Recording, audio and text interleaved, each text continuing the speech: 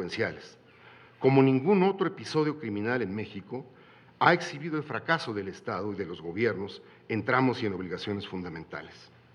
En la policía del municipio, maniatada y al servicio de bandas delincuenciales, en la policía del Estado, sin reflejos ni capacidad para acudir, ni siquiera interesarse en los hechos de extrema violencia que estaban siendo denunciados, en el ejército mexicano, que tampoco supo ni quiso hacerse cargo de la seguridad de la población en ese momento, en los procesos de selección de candidatos de los partidos políticos capaz de encumbrar a individuos con vínculos directos con los carteles de la droga, en la procuración de justicia estatal y federal, indiferentes o indolentes ante las denuncias por homicidio contra el presidente municipal, ya desde 2013, en la investigación incompetente o deliberadamente lenta, cuya negligencia hizo perder un tiempo crucial para la averiguación de los hechos, en los servicios de inteligencia nacionales, incapaces de alertar ni prevenir las consecuencias de una comunidad de 100,000 habitantes envuelta en un estrato criminal, y en el pasmo y la reacción errática del gobierno federal que tardó 10 días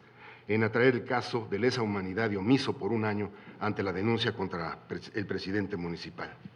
En síntesis, cuerpos policíacos, ejército, partidos, procuradurías de justicia, aparatos de inteligencia, gobierno local y gobierno federal tienen un grave e inocultable responsabilidad y su actuación por omisión o comisión configura un fracaso mayúsculo. Reformar y rehabilitar el Estado debe ser el propósito mayor de nuestro tiempo, precipitado por acontecimientos terribles que siguen sucediendo, sin embargo. La ilusión según la cual primero las reformas estructurales que necesita el país y luego la equidad, el reparto, el cambio institucional y el Estado democrático de derecho se ha demostrado trágicamente falsa. Pero rehabilitar al Estado exige, en primer lugar, trascender las visiones y los análisis en bloque. Es vital castigar y deshacer las bandas delictivas que han desatado la violencia y el terror en una dimensión hasta ahora desconocida. También a los funcionarios públicos coludidos con ellas. Pero es igualmente necesario identificar y apoyar a las instituciones y personas que desde su posición de funcionarios del Estado se han mantenido dispuestas a cumplir con sus obligaciones, en primer lugar, con su obligación de dar seguridad, salvaguardar sus derechos o atender a las víctimas a pesar de todas las dificultades. Contra el simplismo de corte autoritario que sueña aquí y allá con una purísima sociedad sin Estado, es preciso reivindicar la necesidad de una reforma genuina, capaz de recauzar la vida social por el cauce maltrecho de la democracia. Es una realidad que los mayores grados de libertad alcanzados en décadas anteriores se diluyen ante la desigualdad que divide y enfrenta entre sí a la ciudadanía, al punto de que sin un cambio de rumbo el panorama se muestra inseguro para todos, hostil y amenazador. No hay atajos ni alternativas, sean anarquistas o neoliberales. Es desde el Estado, es desde la autoridad pública elegida por los mexicanos, desde las instituciones, donde se habrá de sostener una batalla crucial en dos frentes: contra las cruentas catervas criminales y simultáneamente reformar y poner al día las instituciones que deben perseguirlas, con los derechos humanos al frente y como prioridad absoluta. Nadie podía prever la profundidad de las raíces sociales del crimen, ni sus grados de crueldad, pero tampoco era imaginable la desorganización y la ineficacia estatal antes y después de esa tragedia y de las tragedias que siguieron. El propio presidente de la República llegó a decir que los desaparecidos eran asunto local. Así, la desgracia de los 43 estudiantes desvaneció el mito de un Estado fuerte y unificado. La evidencia de unos partidos y una administración pública allá al servicio de los delincuentes, aquí inconexa, sin reflejos, enajenada por su propia retórica y por la imagen que ha construido de sí misma. Todo lo cual dibuja un cuadro inquietante de una clase dirigente y un Estado debilitados, muy atrás del país real y muy lejos de entender y encarar la gravedad de los hechos que en Iguala, como en muchas otras zonas del país. Después de 2 años, es posible afirmar que 2014 es ya otro año oscuro, con una cauda de costos humanos, materiales, atraso y rencor social que se seguirán acumulando mientras no se articule una respuesta del alcance y del tamaño de la propia tragedia, capaz de tomar el pulso a una sociedad dolida y desconfiada que a través de la protesta exige cambios en la vida nacional. pero llegar a ella exigiría una deliberación pública muy seria y muy articulada que todavía no tenemos, pero que por fortuna encuentra momentos como el seminario presente. Lo que siguió a continuación de la noche del 26 de septiembre constituye otro drama, aunque de modo distinto. El espanto y la indignación han fluido sobre un ambiente público pobre y mezquino. Los dirigentes políticos tuvieron como primera e instintiva reacción la protección corporada y la acusación mutua, casi instantánea, entre los distintos personajes. Por otro lado, aún hoy no existe un discurso gubernamental que responda a la magnitud de la crisis ni un esfuerzo por proporcionar una explicación de conjunto. ¿Cómo domina el narcotráfico la política y la administración local? ¿Cómo convive con los gobiernos estatales? ¿Cómo ejercen su feroz control? ¿Cómo eluden controles federales? ¿Y cómo se desata la violencia que en varias ocasiones alcanza la magnitud de una masacre? Este diagnóstico serio, documentado y sin concesiones es una de las peores omisiones del Estado, del gobierno de la República, y me temo, es una tarea que las circunstancias delegan a nuestra ejemplar y actual Comisión Nacional de Derechos Humanos. Al vacío, el pasmo y la confusión política y gubernamental sigue una espiral igualmente confusa en los medios de comunicación. La opinión publicada sigue siendo estridente y errática, vehículo de versiones sin sustento, elucubraciones y rumores más o menos interesados y hasta absurdos. Muy pocos han intentado elevar la mira y trascender el miedo. Ni las fuerzas políticas y las instituciones del Estado, ni la sociedad civil, por desgracia, ni las movilizaciones en curso han conseguido abrir un espacio público para restablecer puentes hacia el diálogo, la propuesta y la elaboración de iniciativas y estrategias que den cierto sentido al momento y un horizonte a la nación. Pero voy al punto central de esta conferencia. La matanza de Iguala nos mostró cuán poco entendemos al México contemporáneo y el abismo que hay entre la realidad cotidiana de millones y el discurso jaculatorio de modernidad. No hay tal sobrediagnóstico de México. Hay sí un discurso repetitivo, dominante en los medios de comunicación, que cree saber cuáles son las fórmulas y las reformas necesarias para encaminarnos a la prosperidad. Pero la hipótesis de los cambios estructurales, en un plazo extremadamente breve, se ha demostrado demasiado frágil, demasiado endeble frente a los acomodos de la realidad.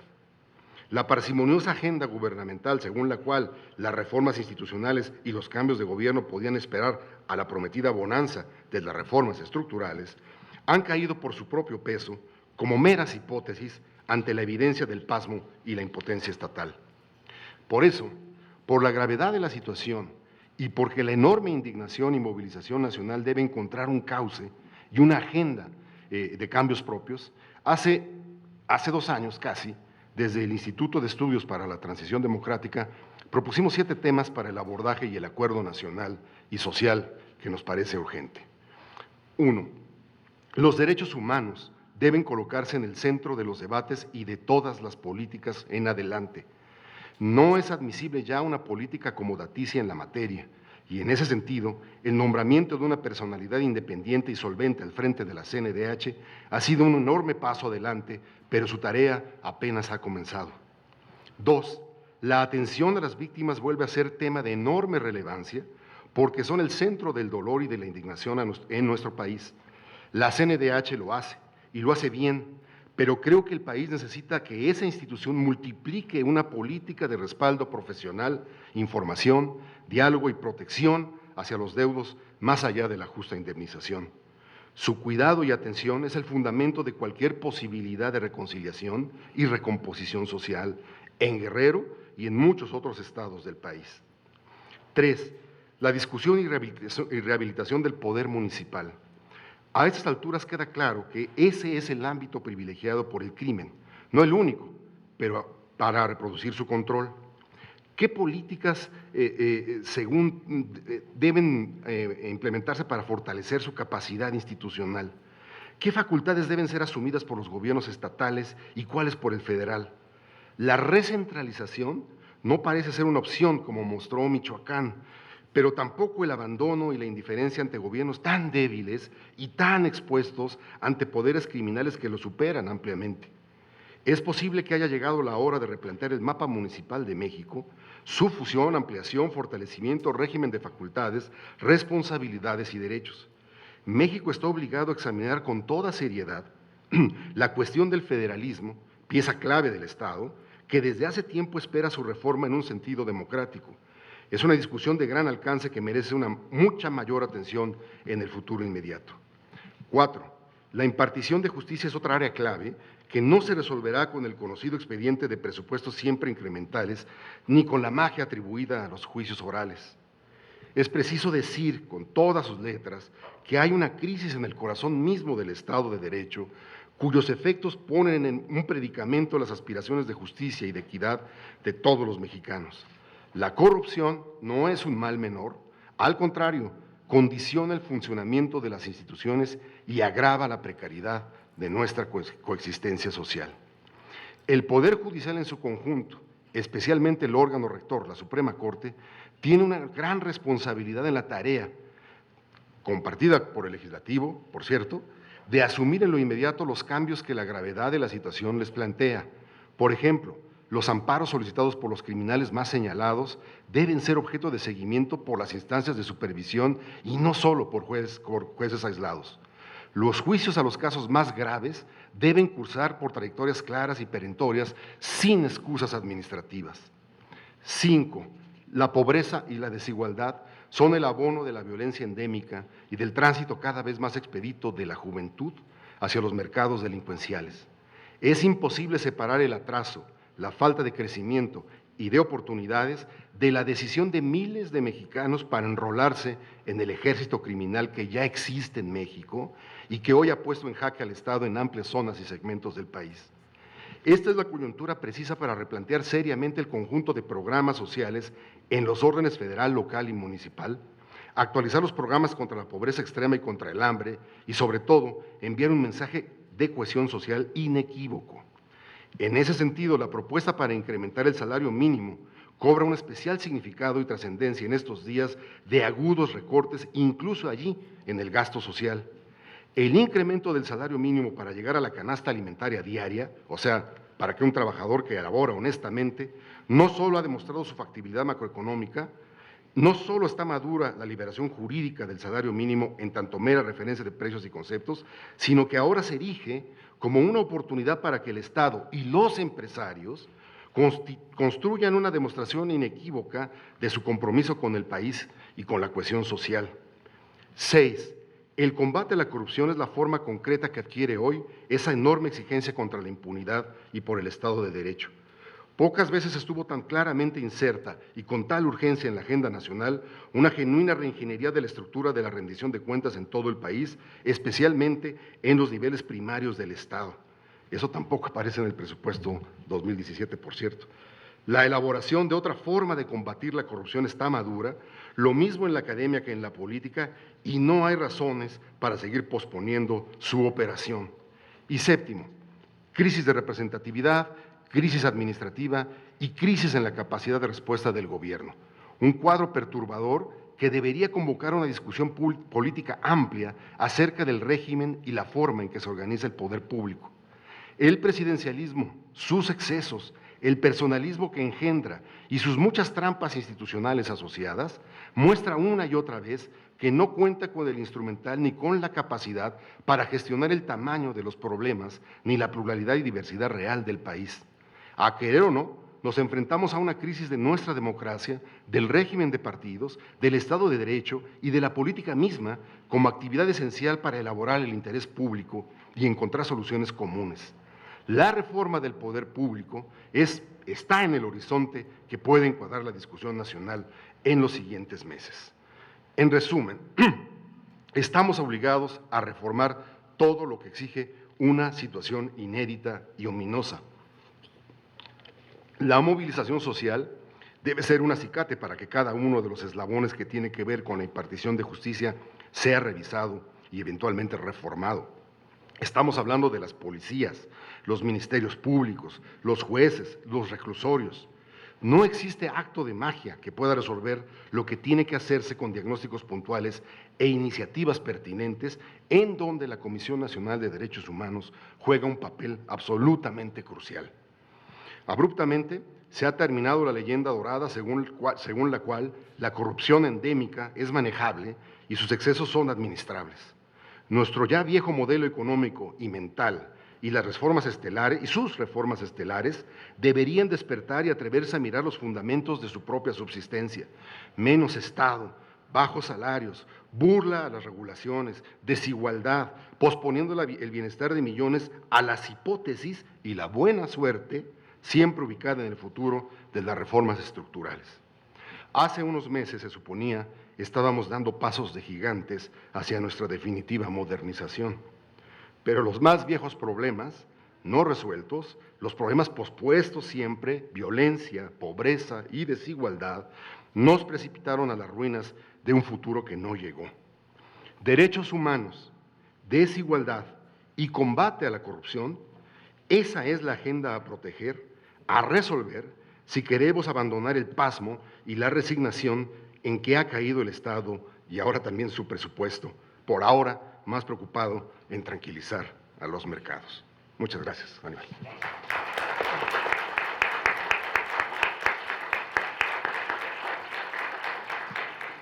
Muchas gracias a Ricardo Becerra, que nos plantea un panorama interesante en términos de volver a pensar eso que durante muchos años hemos traído ahí como reforma del Estado, recuperando principios de política, principios de ética pública y principios morales para poder identificar eso que sería la justicia y la justicia social, sobre todo en un momento en el que, tal y como nos señala, a final de cuentas todo lo que relata habla de una debilidad institucional muy importante que hay que reconstruir. Y a mí me queda la preocupación, sobre todo cuando se habla de que tenemos que construir un Estado de Derecho. Primero hay que ver qué Estado. Hoy no aparece el Estado, no aparece ese gobierno al cual tendríamos que reformar para llegar al Estado de Derecho.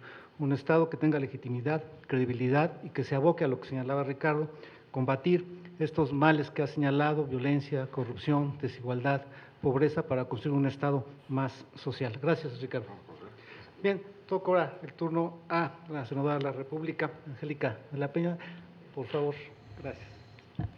Gracias. Bueno, en primer lugar, quiero pedir disculpas porque llego tarde por estar en otro evento en el Senado y fue muy difícil retirarme puesto que lo estaba dirigiendo yo. Y quiero agradecer también al doctor Rolando Cordera por su invitación y al presidente de la Comisión Nacional de los Derechos Humanos, Luis Raúl González Pérez. Por cierto, Ricardo, es uno de los asuntos que más me enorgullecen de mi paso por el Senado de la República, el cambio en la Comisión Nacional de los Derechos Humanos, todo el proceso que llevamos de manera transparente y casi logramos la unanimidad en su nombramiento, con una gran expectativa de quienes participaron en ese proceso para dotarle de toda la legitimidad en ese proceso y en la elección que permita vindicar esta Comisión Nacional de los Derechos Humanos como organismo constitucional autónomo. Nos quedan pendientes qué hacer con las comisiones estatales de derechos humanos, pero bueno, yo creo que no nos va a dar tiempo. Ahí habría que hacer algunos ajustes, sobre todo a partir del tema que hoy están aquí tratando desde ayer y particular de la mesa, que tiene que ver con los ajustes al gasto público y la protección de los derechos humanos. Los presupuestos año con año están determinados a partir de expectativas, qué es lo que se pretende atender, cuál es la dinámica del trabajo de las instituciones en su próximo plan de trabajo anual.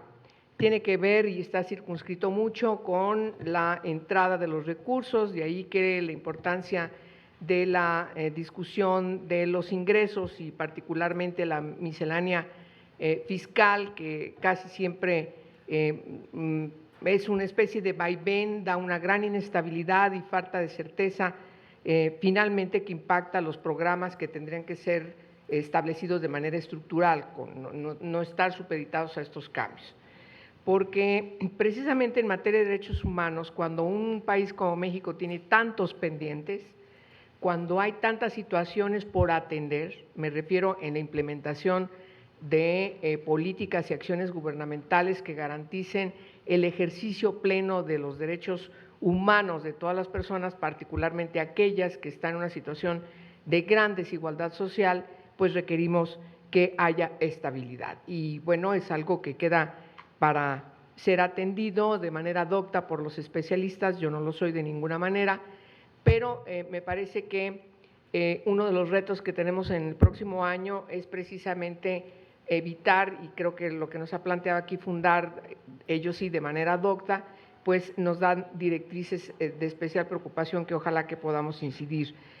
Hay cambios también estructurales que ellos plantean en el ámbito de la justicia fiscal, una decisión más democrática, una discusión más democrática del presupuesto, pero me parece que eso también tiene que ver con la voluntad política de quienes están al frente de las instituciones. Si el presidente de la República no está dispuesto a que la configuración del presupuesto de egresos tenga este enfoque, se discuta desde esta perspectiva, pues es muy complicado poder incidir.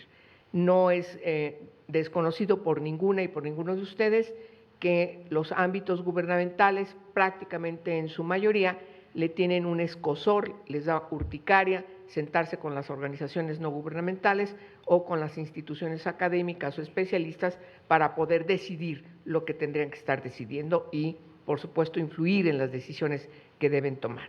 Desde ese aspecto, pues sí tenemos y compartimos una preocupación respecto de los recortes que están anunciados por la Secretaría de Hacienda en la propuesta de presupuesto de egresos. Y además el poco tiempo que tenemos para la discusión y la influencia, puesto que esto tiene que estar aprobado a más tardar en el mes de noviembre. Y particularmente, pues va de la mano intrínsecamente con la discusión de los ingresos. Si no se determina de manera puntual cómo van a ser los ingresos, qué es lo que va a quedar inscrito en el Producto Interno Bruto, cuáles son las finanzas, de qué magnitud son las finanzas hacendarias, pues entonces no se puede determinar ningún gasto.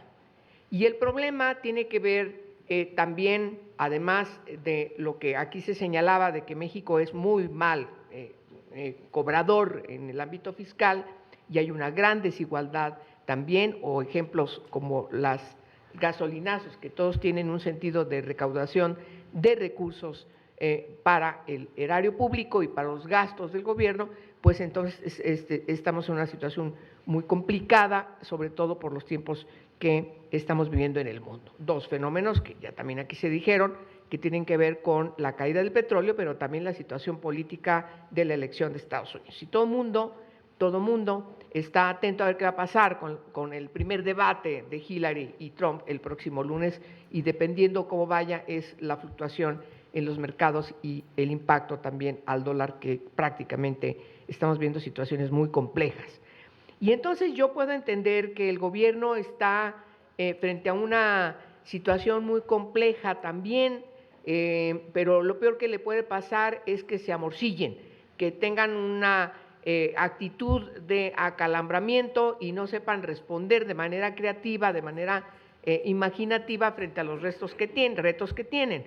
Y yo voy a circunscribirme a algunos elementos que están inscritos en la exigibilidad del reconocimiento de derechos humanos, sobre todo en algunos aspectos de un gran impacto en el país, algunos ya mencionados por Ricardo, que me parece tienen que ser tomados en consideración para el próximo periodo de gastos de parte del gobierno. Sí vemos en el presupuesto, por ejemplo, que hay algunas asignaciones, atención a víctimas, bajan muchos presupuestos, pero hay 3 o 4 aspectos, no los recuerdo ahorita con precisión, pero por ejemplo el caso de trata de personas, hay un incremento, el caso de atención a víctimas hay un incremento, hay un descenso en la PGR en algunas cuestiones, lo cual es muy preocupante, sobre todo porque, miren, estamos a punto de dictaminar la ley de desaparición forzada y cometida por particulares. Ahí estamos creando mecanismos nacionales a partir del mandato de la Constitución que nosotros reformamos para que el Congreso de la Unión pudiera atender esta materia desde el ámbito nacional. ¿Por qué? Han de decir, a propósito del federalismo, ya estaba en otros foros en donde se nos ha señalado esta dinámica de reformas al 73 constitucional, donde está impactando, donde todo viene al ámbito del Congreso de la Unión, está impactando el federalismo. No es la discusión ahora, pero yo quisiera ponerlo en un contexto de la crisis de derechos humanos que tenemos en el país. Y la crisis de derechos humanos tiene mucho que ver con la irresponsabilidad de los ámbitos locales. En los temas que ustedes quieran poner enfrente, hay una crisis verdaderamente grave en la gobernanza en el ámbito local. No es el momento de analizar cuáles son las causas, desde cuándo lo venimos arrastrando, pero está muy claro que en el deterioro de la figura presidencial en el país, en vez de caminar a dar una respuesta política hacia una evolución de un gobierno más parlamentario, más colegiado, no unipersonal, con todo lo que conlleva de todos estos decenas de años que ha caracterizado al presidencialismo mexicano, lo que se hizo es trasladar ese control de ese gobierno a 32 gobernadores. Y estos gobernadores, si gobiernan bien, pues va bien al Estado, pero el problema es que tenemos un escenario en donde la situación es realmente dramática en las entidades federativas. Y los gobernadores que antes en el PRIismo estaban supeditados